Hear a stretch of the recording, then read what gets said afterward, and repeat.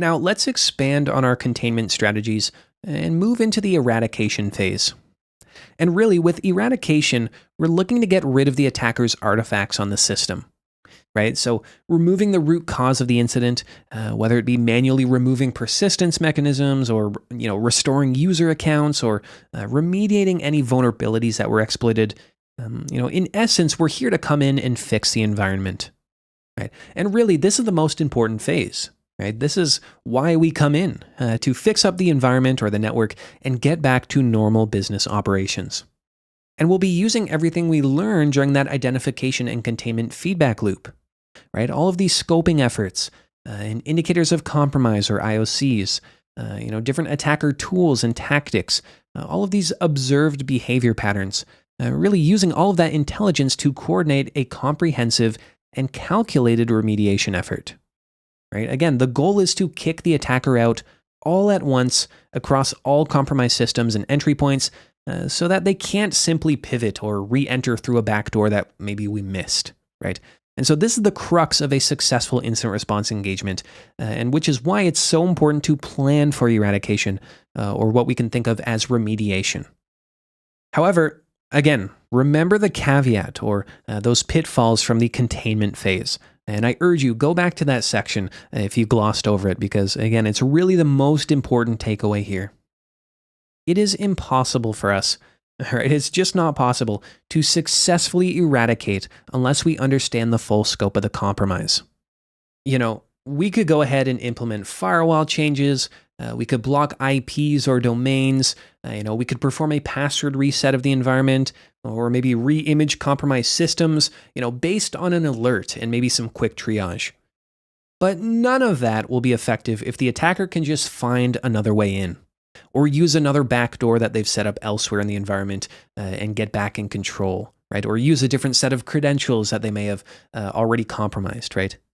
It's very rare for a determined and well-resourced or funded adversary to give up the first time they're kicked out, right?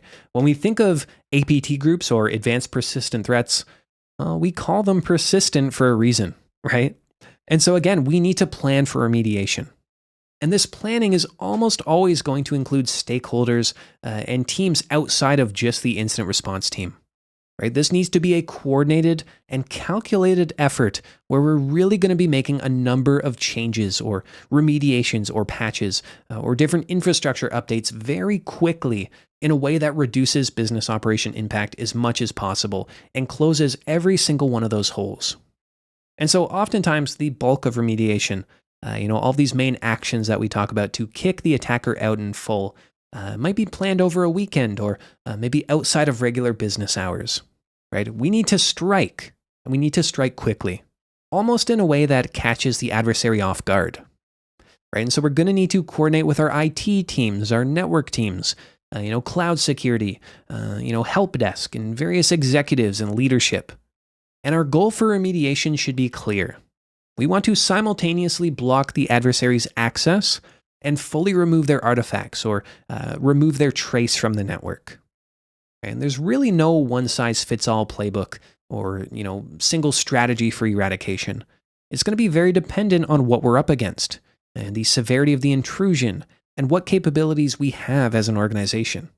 And this is why, again, building that knowledge of the adversary through the identification and containment loop is really going to allow us to weigh our options and understand what pieces of infrastructure are affected, right? What endpoints are affected, what network segments, and what options do we have for eradication? And as we go through the course, we're going to look at many of these options and many different ways of getting up to this point.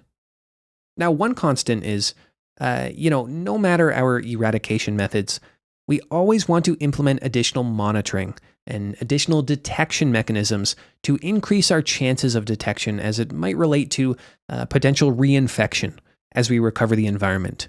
Right? Again, remember that a determined adversary is typically going to try to get back into the network, and so we need to be ready. And so a big thing with our approach is that eradication should always be followed by very careful and thorough validation and monitoring to make sure each remediation action has been performed correctly. Analysts and responders, just people in general, anyone, anyone can make mistakes or maybe misinterpret or overlook a task. And so, as we talked about, any potential hole that we leave, right? Even leaving a single compromised system or a compromised set of credentials or some kind of vulnerability open to the attacker after remediation likely means that we'll be back to square one and dealing with that attacker again very soon. Right? And making these mistakes doesn't just allow the attacker to stay in the network, but it also reveals what the incident response team knows or knew about. Right? Once an attacker realizes that remediation is underway, well, they're likely to maybe deploy new malware or create additional persistence mechanisms as backups, or maybe change their tactics to help evade detection. Or it might actually just annoy the attacker and cause them to go nuclear with more destructive actions or expedite their deployment of ransomware. It's really going to make our jobs much, much harder. And so we want to carefully monitor our system logs and network logs coming from the systems after we eradicate the threat, right? And just be ready to act on suspicious activity.